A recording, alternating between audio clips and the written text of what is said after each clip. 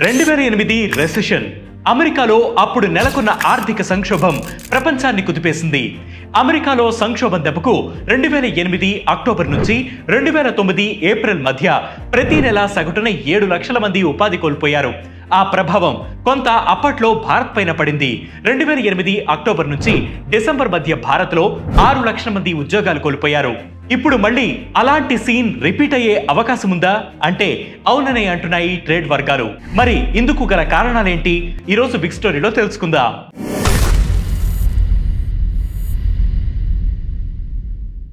అమెరికాకు చెందిన central banking system federal reserve board September 18న వడ్డీ రేట్లను తగ్గిస్తూ కీలక ప్రకటన చేసే అవకాశం ఉంది. 2007లోనూ సరిగ్గా ఇదే తేదీన ఫెడ్ వడ్డీ రేట్లను తగ్గిస్తూ ప్రకటన చేయగా ఆ తర్వాత 3 నెలల్లోనే అమెరికా సంక్షోభంలోకి వెళ్ళిపోయింది.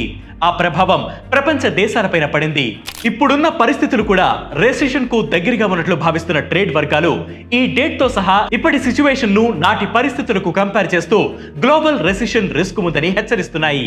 అమెరికాలోని 12 ఫెడరల్ రిజర్వ్ బ్యాంకుల్లో ఒకటైన federal reserve bank of New York 12 నెలల్లోగా రెసెషన్ వచ్చే అవకాశాలు 61.8% ఉన్నట్లు అంచనా వేస్తోంది.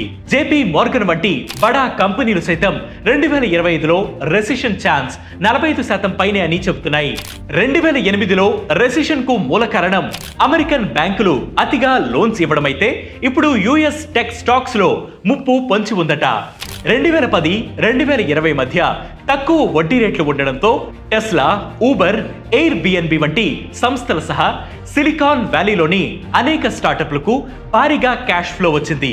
అయితే ప్రస్తుతం ఈ కంపెనీల లాభాలు ఆశించిన స్థాయిలో లేకపోవడం, రుణభారం పెరగడం ఇప్పుడు సవాల్గా మారుతుందంటున్నాయి ట్రేడ్ వర్గాలు. పెరుగుతున్న ధరలు, షార్ట్ టర్మ్ బాండ్ ఈల్డ్స్ పెరుగుతుండటంతో ఫెడ్ 2021 నుంచి 2023 మధ్య వడ్డీ రేట్లను 11 సార్లు పెంచింది. ఇది 23 ఏళ్ల గరిష్టం. దీంతో ఆ ప్రభావం కాస్త జాబ్ మార్కెట్ పై పడింది. ఇప్పుడు పరిస్థితిని చక్కదిద్దేందుకు వడ్డీ రేట్లను తగ్గించే దిశగా ఫెడ్ ప్లాన్ చేస్తోంది. 50 నుంచి 100 బేస్ పాయింట్లు తగ్గించవచ్చని అంచనా.